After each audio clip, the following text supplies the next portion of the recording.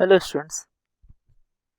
तो आज हम पढ़ने वाले हैं ज्योमेट्रिकल आइसोमेरिज्म्स इन स्पाइरो कंपाउंड। तो देखिए क्या होने वाला है यहाँ पे। आइए तो देखिए, जैसे हमारे पास ये ऐसा एक कंपाउंड दिया है। ये आपका एक स्पाइरो कंपाउंड है और ये आपका ये ऐसा आपका दिया है। अब हमसे पूछ रहा है कि क्या ये जीआई शो कर सकता है या जीआई शो नहीं कर सकता है। तो इसको समझने के लिए हम क्या करेंगे कि हम इसे रिंग 1 मान लेते हैं, इसे 2 मान लेते हैं। अब रिंग 1 को सेम रख करके हमने क्या किया, यहाँ पे हमने देखा कि इस जगह पर ये आपका है CH3 और ये ऊपर की तरफ है और इसके नीचे की तरफ है आपका H। अब अगर इस 2 रिंग को अगर हम तोड़े तो हमें क्या दिखेगा कि ऊपर की तरफ अपने यहाँ पर क्या है कि एक CH है और फिर उसके बाद एक क्या है यहाँ पर आपका CH3 है और इस तरह से ये आगे है। अब इधर देखें तो यहाँ डॉटेड में क्या होगा कि ऊपर जाएं और ये डॉटेड में अपने को मिलेगा CH2। तो हमने देखा क्या गौर से कि इस 1 और ये 2, अगर ये 1 है और ये 2 है तो इस 1 2 के क्रॉस जो रोटेशन है वो तो रिस्ट्रिक्टेड है ड्यू टू रिंग फॉर्मेशन, है ना, ड्यू टू रिंग फॉर्मेशन।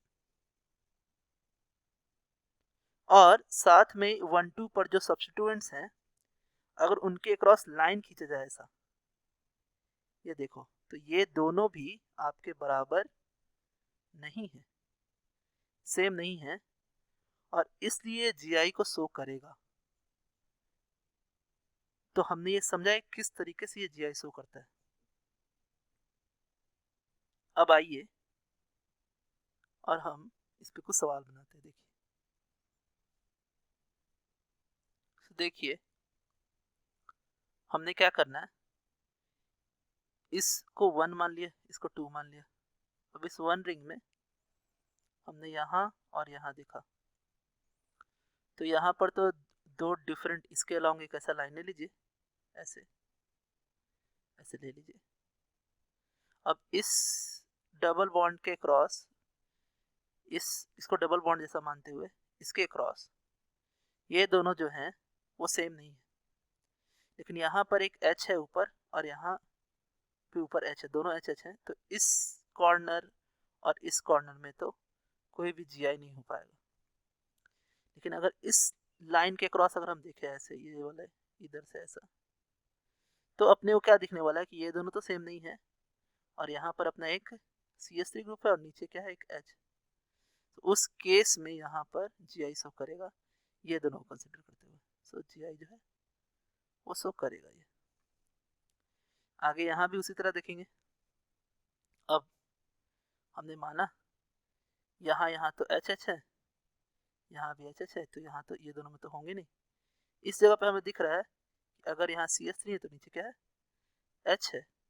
तो ये दोनों कार्बन को रिस्ट्रिक्टेड रोटेशन मानते हुए हमने देखा कि ये दोनों सेम नहीं है और यहाँ भी एक CH3 और ये है, ये दोनों भी सेम नहीं है, इसलिए यहाँ पे जीआई शो करेगा ये। अब फिर से यहाँ 1 और 2 मानते हुए 1 पर 1 रिंग में मैंने ये कार्बन और ये कार्बन कंसिडर किया। अब जब ये कंसिडर किया तो कंसिडर करते हुए मुझे क्या दिख रहा है कि यहाँ पर ये दोनों जो हैं सब्स्टिट्यूएंट्स सेम नहीं है, लेकिन यहाँ पर एक हाइड्रोजन ऊपर है और नीचे भी एक हाइड्रोजन है, तो ये सेम हो गए, तो ये दोनों कार्बन तो ज्योमेट्रिकल आइसोमरिज्म होंगे नहीं। इस केस में अगर हम देखें गौर से